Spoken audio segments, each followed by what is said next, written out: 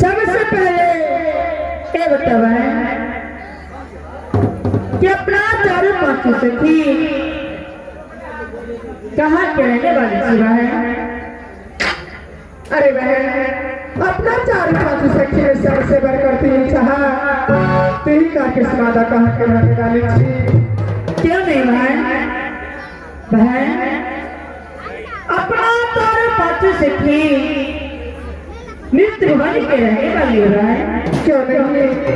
जब चारों पांचों सखी नृत्य भवन में जन्मी, जब 4-5 साल की चारों पांचों सखी हुई, उस दिन से शुरुआत के मंदिर में पूजा करने के लिए जाती थी। लेकिन आज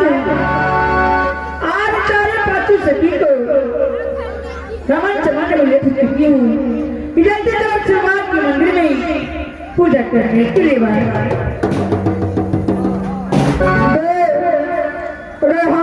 पूजा करेगा। क्यों इसलिए नहीं जाओगे अगर पूजा करना है चाहिए बहन।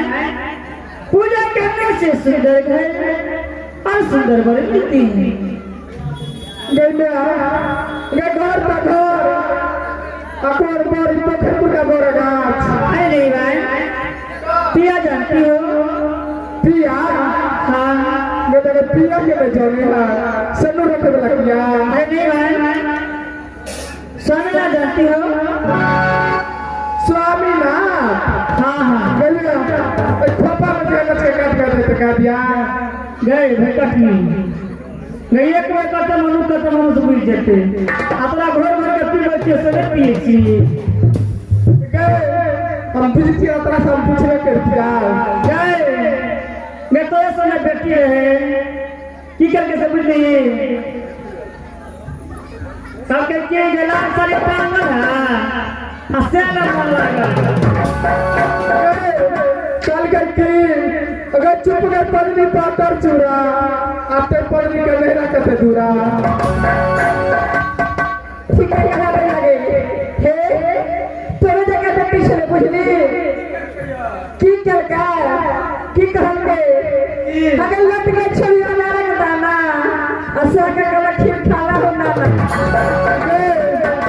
अगर तोरे जगह छले बुझली कल की अगर बाटी साथ बाती अरे बुढ़वा गल पे डांट काटी आगे करे जका पहले सिया सुरक्षा में पिठा सुरक्षा अब कोठी पर रख दे भवन के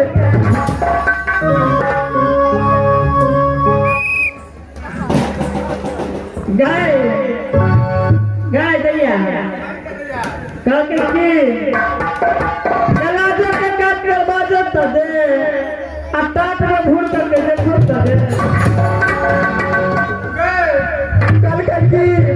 अगर हम सुनरी हमारे प्यार सुनरी और मालिक का गठिया पिया बड़ा बनरी गठिया गठिया है की कल के सुनली की कल कया माता घर पर कितने साल थोड़ा जगह है बहन यहाँ से तेरे प्यार जाएंगे बहन चलिए बहन चलो बहन ठीक है बहन